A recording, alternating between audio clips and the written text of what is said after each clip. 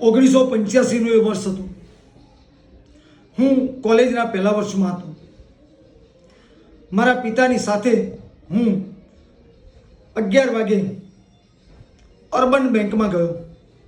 અમે બેંકની લાઈનમાં ઊભા હતા. ત્યાં જ એક વ્યક્તિની એન્ટ્રી પડી.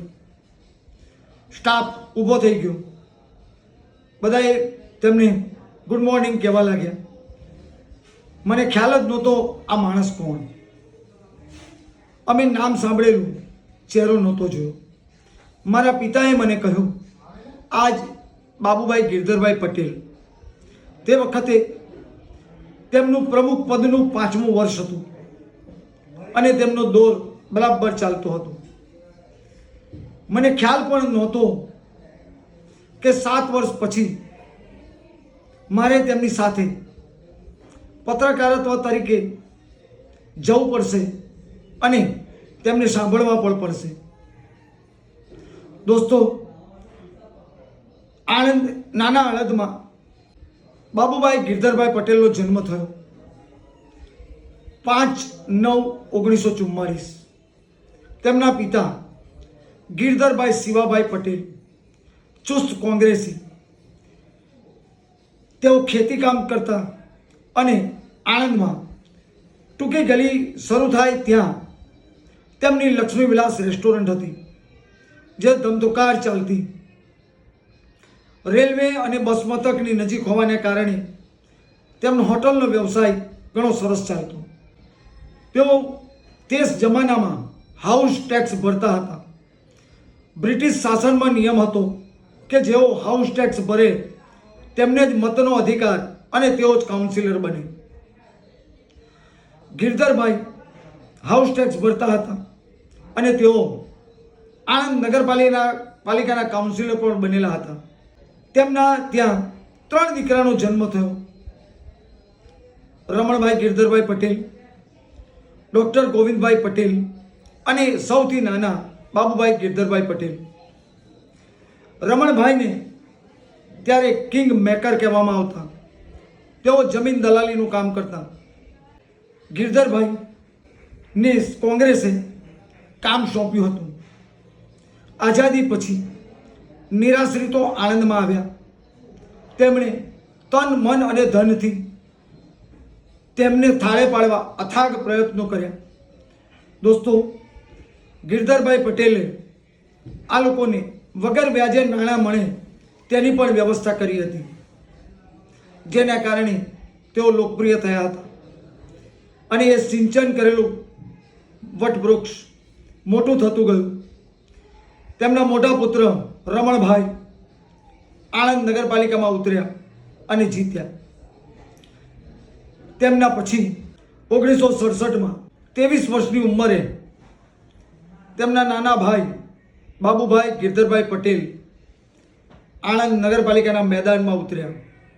એકદમ જુવાન છોકરો, 23 વર્ષની અવસ્થા, ચિમન રાજાનું શાસન, અને તેઓ કાઉન્સિલર બન્યા. તેમની સફર ત્યાંથી શરૂ થઈ. 30-35 વર્ષ સુધી તેઓ પાલિકામાં કાર્યરત રહ્યા. તેમના મોટા ભાઈ ડૉક્ટર ગોવિંદભાઈ ડીએન હાઈસ્કૂલ પાસે હોસ્પિટલ ચલાવતા. તેઓ શ્રેષ્ઠ સર્જન હતા અને હાલમાં પણ છે. બાબુભાઈની જીવનયાત્રા 67થી શરૂ થઈ. તેમણે પાલિકામાં પગ મૂક્યો અને તેમનું મૃત્યુ પણ તેઓ કાઉન્સિલર હતા ત્યારે જ થયા. તેમને જો સરખાવવા હોય તો અમિતાભ બચ્ચન સાથે સરખાવાય. ધીમે ધીમે તેઓ આગળ વધ્યા અને મૃત્યુ પામ્યા ત્યાં સુધી તેમનો દોર યથાવત રહ્યો. મૃત્યુ પછી પણ તેઓ લોક હૃદયમાં સમ્રાટ ગણાય તેવું માન મેળવી શક્યા. એમના જેવું માન કોઈને મળ્યું નથી અને ભવિષ્યમાં પણ કોઈને નહીં મળે. સુપર માર્કેટ 1979માં બનીને તૈયાર થઈ ત્યારે તેઓ સ્ટેન્ડિંગ કમિટીના ચેરમેન હતા. તેમની હાજરીમાં જ આ માર્કેટ બની હતી. 1980માં તેઓ પ્રમુખ બન્યા અને ત્યાંથી પ્રમુખ પદનો ગાળો શરૂ થયો.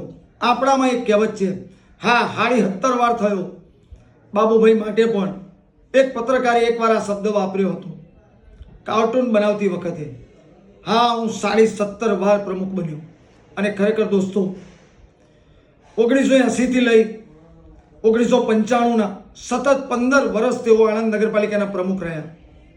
ત્યાર પછી 97ના મધ્યભાગથી ફરી તેઓ પ્રમુખ પદે બિરાજ્યા અને 99માં ચૂંટણી આવી ત્યાં સુધી તેઓ પ્રમુખ રહ્યા. ત્યાર પછી 99ની ચૂંટણીમાં પણ તેઓ કાઉન્સિલર તરીકે ચૂંટાયા.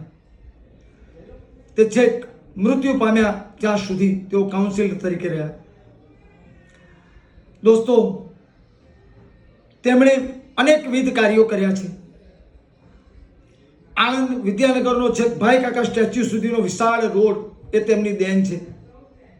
જારિયા તલાવડી ઉપર જે માર્કેટ બન્યું છે તે તેમની દેન છે. HM પટેલ સાહેબનું પૂતળું તેમણે મુકાવ્યું હતું. તેમની હયાતીમાં જ એ જગ્યા ફાળવાઈ અને ત્યાં એ પ્રતિમાનું સ્થાપન થયું. 80 ફૂટ રોડ અને 100 ફૂટ રોડ. 100 ફૂટ રોડ ઉપર એક કૂવો હતો જેના કારણે કામ અટક્યું હતું. એ કામ પણ તેમણે પાર પાડ્યું અને આણંદને એક સરસ હરિયાળો 100 ફૂટનો રોડ મળ્યો તો તે બાબુભાઈની દેન છે. ઇન્દિરા ગાંધીની સ્ટેચ્યુ પણ તેમની દેન હતી.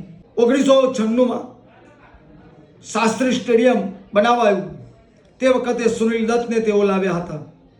સુનિલ દત્ત અને કપિલ દેવ પણ ત્યારે અહીંયા આવ્યા હતા. અહીંયા મેચ પણ રમાડાઈ હતી.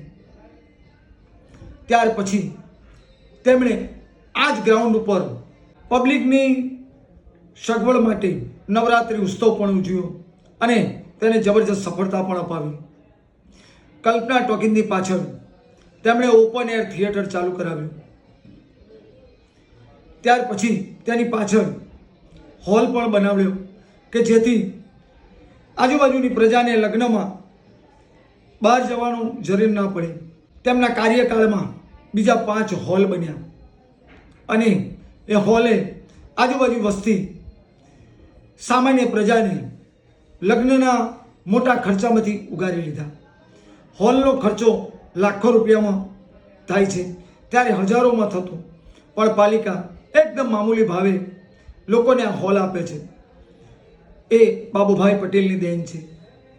દોસ્તો 1985માં તેઓ નગરપાલિકા પરિષદના પ્રમુખ બન્યા. 182 નગરપાલિકાના તેઓ વડા બન્યા. તમામ પ્રમુખો એ સર્વસંમતિથી તેમને પરિષદના પ્રમુખ તરીકે ચૂંટ્યા. તે વખતે પરિષદનું પોતાનું કોઈ મકાન નહોતું. તેમણે જાતે આણંદ નગરપાલિકામાંથી ફંડ લીધું, પોતાની રીતે મિત્ર વર્તુળમાંથી ફંડ લાવ્યા, સરકારમાંથી ફંડ લાવ્યા, ગાંધીનગર પાસેથી જમીન પાસ કરાવી અને નગરપાલિકા પરિષદનું ભવન તેમણે તૈયાર કર્યું. તે વખતે ક્લાર્ક કે બીજા કોઈ પટાવાળા પણ નહીં. આણંદ નગરપાલિકામાંથી તેઓ માણસ લઈ જાય અને ત્યાં વહીવટ કરે. ગાંધીનગરમાં કોઈ પાલિકા પ્રમુખ આવે તો તેને રહેવું ક્યાં? તેના માટે તેમણે ત્યાં સારામાં સારા AC રૂમ તૈયાર કર્યા જેથી કોઈ પણ પાલિકાનો કર્મચારી, પરિષદનો સભ્ય, નગરપાલિકાના કોઈ કાઉન્સિલરો ગાંધીનગર જાય તો તેમને રહેવાની તકલીફ ના પડે. આ મોટું જબરજસ્ત કામ તેમણે કર્યું. તેમના નામે ઘણા બધા કામ બોલે છે. તેમનો દોર અને દમામ જો તમે જોયો હોય તો લાગે એક રાજા ચૂંટણી જીતીને સિંહાસન પરથી નીચે ઉતરી પ્રજાનું અભિવાદન કરવા બહાર આવે છે, એવો તેમનો દોર હતો. જ્યારે પાલિકા પ્રમુખ તરીકે તેઓ જીતતા તેમના ગળામાં ગુલાબના હાર હોય, તેમના ટેકેદારો અબીલ ગુલાબ ઉડાડતા હોય અને તેઓ પાલિકાના પગથિયામાંથી નીચે ઉતરે. તમે જુઓ દોસ્તો, એ દોર મેં જોયો હતો. તમને લાગે કે વાહ, કોઈ માણસ જીત્યો અને આવ્યો. તેઓ જીતતા મુસ્લિમ વિસ્તારના વોર્ડમાંથી 1967માં તેઓ નૂતન નગરવાળા વોર્ડમાં ઊભા રહ્યા અને ત્યાંથી મૃત્યુ પામ્યા ત્યાં સુધી એ જ વોર્ડમાંથી જીતતા રહ્યા. તેઓ વોર્ડ 8માં જે જૂની DSP કચેરી છે ત્યારે વોર્ડ 8 હતો ત્યાં પણ ઊભા રહેતા અને જીતી જતા. તેમનો કોઈ અંગત વ્યક્તિ હારી જાય તો તેઓ રાજીનામું આપી દેતા અને એ બેઠક પર તેમનો માણસ ચૂંટાઈને આવતો. આ રીતે તેઓ ગેમ ગોઠવતા. તેમની સામે ઘણા મહારથીઓ હતા, પરંતુ ત્યારે તેઓ જબરજસ્ત ચાણક્ય નીતિ અપનાવતા અને પોતાના તમામ કાઉન્સિલરોને અંકે કરી લેતા અને જબરજસ્ત વિજયને વરતા. 1995માં આણંદ પાલિકાની ચૂંટણી હતી ડિસેમ્બર મહિનામાં. 23મી ડિસેમ્બરની એ રાત મને હજુ પણ યાદ છે. અમારા પાદરિયાના વોર્ડમાંથી શીલાબેન જીત્યા હતા.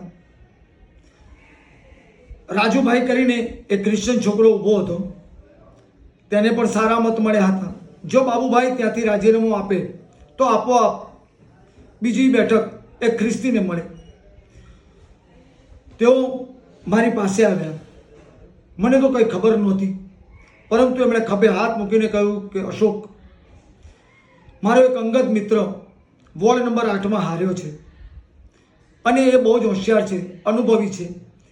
તેની જરૂર છે, એટલે અમે તેને પાલિકામાં લાવીશું.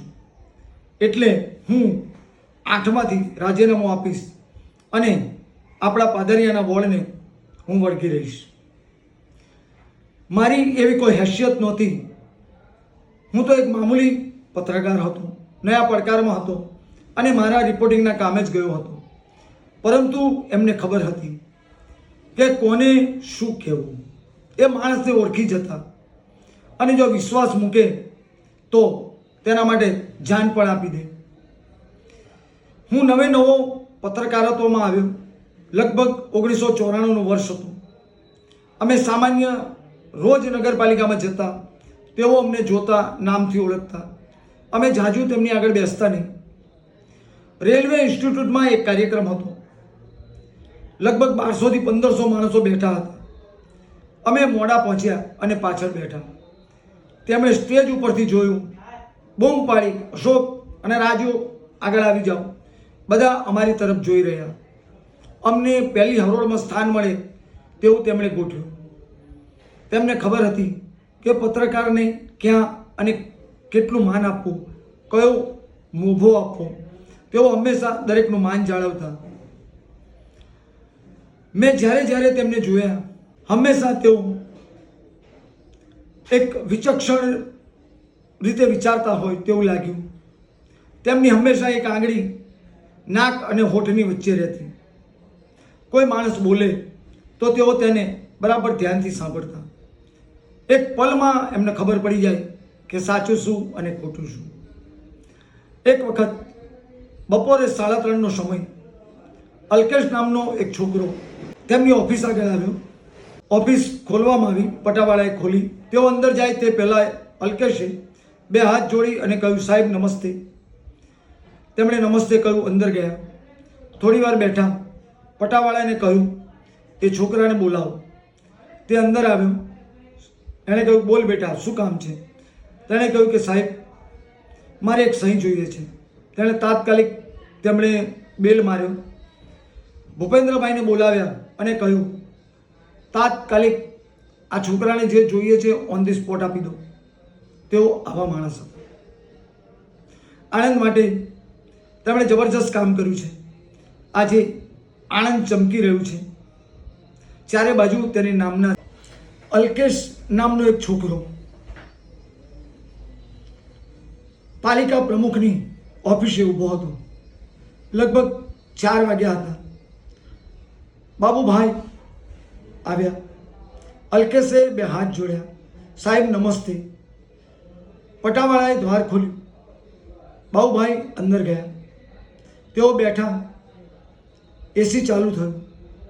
તેમણે તાત્કાલિક પટાવાળાને કહ્યું, બહાર જે છોકરો ઊભો છે તેને અંદર મોકલો. અલ્કેશ અંદર ગયો. સામે પ્રમુખ બેઠેલા હતા. તેના પગ ધ્રુજતા હતા. તેમણે પૂછ્યું, બોલ બેટા, શું છે? સાહેબ, મારે આવકનો દાખલો જોઈએ છે અને બીજો આ દાખલો જોઈએ છે. મારે એમાં સહીની જરૂર છે. તેમણે તાત્કાલિક બેલ મારી. પટ્ટાવાળો અંદર આવ્યો. તેને કહ્યું ભૂપેન્દ્રભાઈને મોકલ. ભૂપેન્દ્રભાઈ આવ્યા. તેમણે સ્પષ્ટ આદેશ આપ્યો, હમણાં અબ ઘડી આ છોકરાને જે જોઈએ છે તે સર્ટી આપી દો, સહી તૈયારીમાં લઈ લો. અને એ રીતે અલ્કેશ ગળગળો થઈને હાથ જોડીને ત્યાંથી બહાર નીકળ્યો. આવું તેમનું વ્યક્તિત્વ હતું. તેમને આંગણે કોઈ આવ્યો તો તૈયારીમાં એનો નિકાલ કરી દો. ભાજપના બે કાઉન્સિલર ઘનશ્યામ ખત્રી અને દામજીભાઈ પ્રજાપતિ તેઓ ખુદ કબૂલ કરે છે કે અમે હંમેશા તેમની વિરુદ્ધ રહ્યા. અમે ભાજપમાં હતા, અમારી ફરજ હતી વિરોધ કરવાનો, અમે વિરોધ કરતા રહ્યા, પરંતુ જ્યારે પણ કામ હોય અમે કહીએ તેઓ કરી આપે. તેમણે ક્યારેય એવું નથી કીધું કે તમે વિરોધી પક્ષના છો, કામ નહીં થાય. બીજા કરતાં પહેલાં તેમણે અમારા કામ કર્યા હતા અને એટલે જ અમે તેમને માન પણ આપતા હતા. દોસ્તો, બાબુભાઈની એક ખાસિયત હતી, પાલિકાના સાધનો તેમણે ઓછામાં ઓછા વાપર્યા હતા.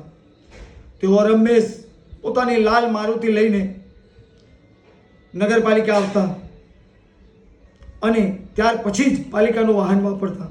સાંજે 5 વાગે એટલે તેઓ પાલિકાનું વાહન મૂકી દેતા. અર્બન બેંકમાં તેઓ ચેરમેન હતા. તેનું વાહન પણ તેઓ વાપરતા નહીં. તેમનો એક સાદો નિયમ હતો, કામનો સમય પૂર્ણ થયો પછી કોઈ પણ સંસ્થાનું વાહન વાપરવું નહીં.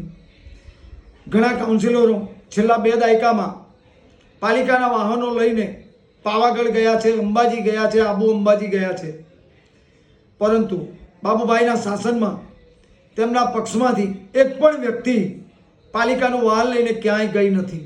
તેમણે આ નિયમ બનાવ્યો હતો. તેઓ ખુદ પાળતા અને દરેક પાસે પડાવતા. દોસ્તો, 2000માં તેમના હાથમાંથી શાસન ગયું. ત્યાર પછી તેમણે ગરિમાપૂર્ણ વ્યવહાર રાખ્યો. તેઓ ક્યારેય વિરોધ પક્ષને દબાવતા નહીં. મેં મોટા ભાગની સાધારણ સભાઓ એટેન્ડ કરી છે. દરેક સભામાં તેઓ વિપક્ષને બોલવાની તક આપતા. 4 સભામાં એક સભા જ એવી હોય કે તેઓ 1-2 મિનિટમાં સભા આટોપી લેતા. બાકી મોટે ભાગે તેઓ વિપક્ષને હંમેશા બોલવાની તક આપતા. તેના કારણે વિપક્ષને પણ પોતાની વાત રજૂ કરવાની તક મળતી. આવો આ જણ આણંદમાં આવ્યો, છવાઈ ગયો. નગરપાલિકાએ તેમને ઉચક્યા અને તેમણે પણ મન મૂકીને નગરપાલિકાને આપ્યું. સમય સરતો ગયો. 2002ની સાલ આવી. દિવસ હતો 9 સપ્ટેમ્બર. અગાઉ 5મી સપ્ટેમ્બરે તેમના જન્મદિવસની ઉજવણી થઈ હતી. 9મી સપ્ટેમ્બર તેઓ નગરપાલિકામાંથી નીકળ્યા. સ્ટેશન રોડ પર સુપર માર્કેટની સામે ટૂંકી ગલીના નાકે તેમનું રંભા કોમ્પ્લેક્સ હતું, ત્યાં આવ્યા. ત્યાંથી રાત્રે 9 વાગે તેઓ નીકળ્યા. ડ્રાઈવર સાથે તેમની ગાડી હાલ સંકેત છે ત્યાંથી આગળ એક આંબો હતો, ત્યાં પહોંચી. અન્ય વાહનમાં આવેલા મારાઓએ તેમની ગાડીને 2 ટક્કર મારી. તેઓ નીચે ઉતર્યા અને કંઈ કહેવા જાય તે પહેલાં તેમની ઉપર ફાયરિંગ થયું. તેઓ દોડીને કારમાં બેસી ગયા અને ગાડી ત્યાંથી આગળ વધી ગઈ. આ તેમની અંતિમ ક્ષણ હતી. ત્યાંથી તેમના મૃતદેહને નગરપાલિકામાં લાવવામાં આવ્યો. 2 દિવસ કોલ્ડ રૂમમાં રાખવામાં આવ્યો. તા 11 સપ્ટેમ્બર સવારે 9:30 પછી તેમની સ્મશાન યાત્રા નીકળી.